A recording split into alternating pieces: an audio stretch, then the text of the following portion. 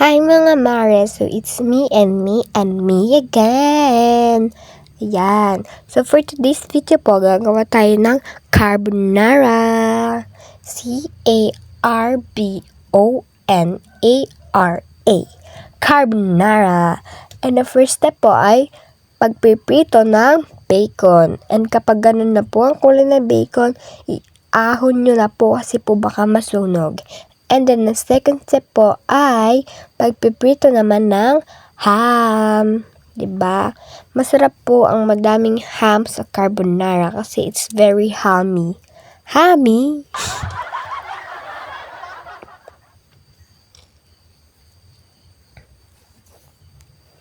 Yan. Nilagay pa po ni Mami yung ibang ham. 'Di ba? Ang daming ham.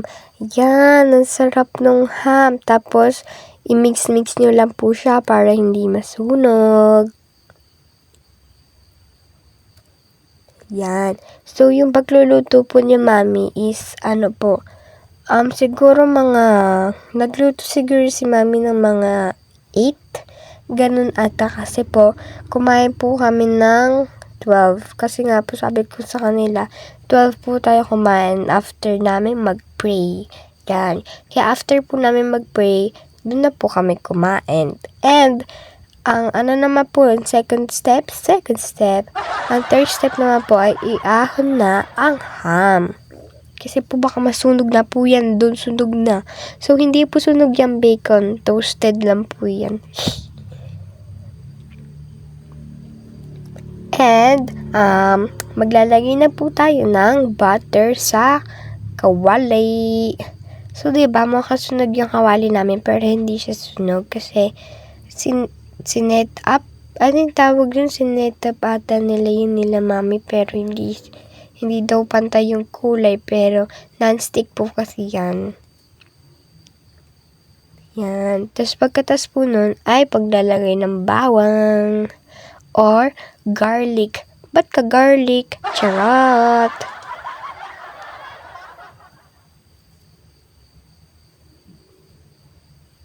Yan. Tapos i-mix-mix nyo lang po siya para hindi din maging masunog. Basta para hindi po siya masunog. And yan. Tapos naman po, maglalagay po tayo ng white onion. Hindi po yan bawang. That is white onion. Puting sibuyas. Yan. Tapos, i-mix nyo lang din po siya. Masarap po ang madaming bawang at white onion sa carbonara kasi nakakadagdag din po siya sa aroma and sa lasa. Next naman po ay ang paglalagay ng mushroom. Yes, sobrang masarap po ang mushroom and very healthy rin. Kaya i-mix siya para hindi rin masunog.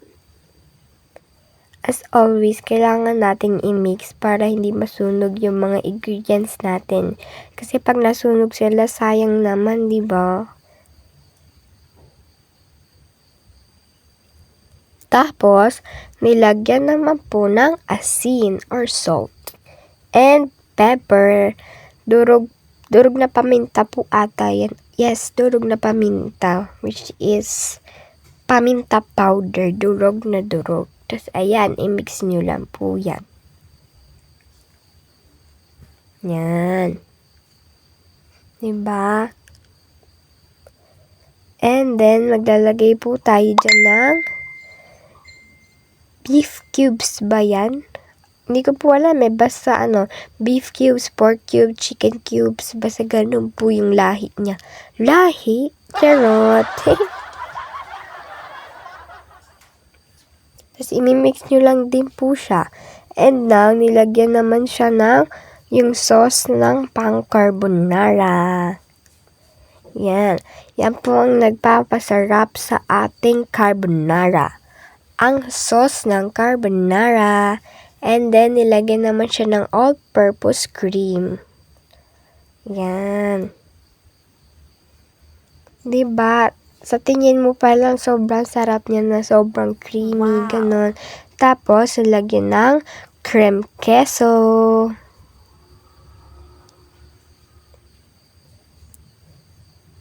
Yan. Tapos, i-mix-mix nyo lang siya para magsama-sama yung lasa nila. Lasa? Yan, diba? Ang sarap naman. Yung sauce kasi ang nagpapasarap sa pinaka-pasta. Pasta. Yan. Tapos, i-mix-mix nyo lang po siya hanggang mag-halo-halo na silang lahat. Hindi po yung halo-halo na pagkain, ha? I mean, para mag-combine na yung mga lasa nila, ganun. And yan. Pagkatapos naman, ay lalagyan mo ng cream of mushroom.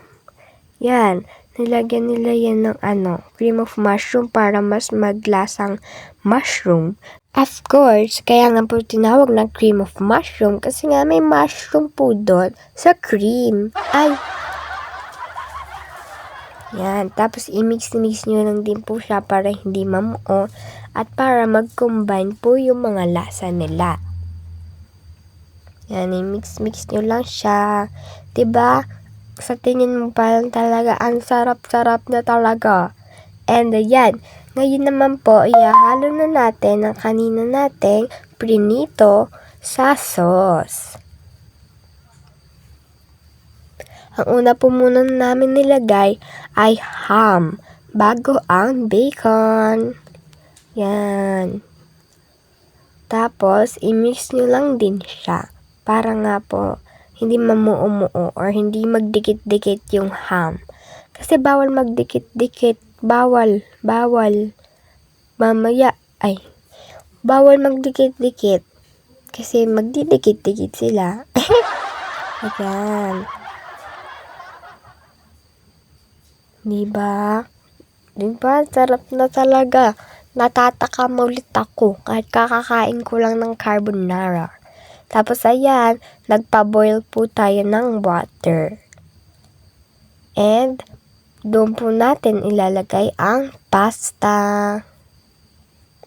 Yan. Diba?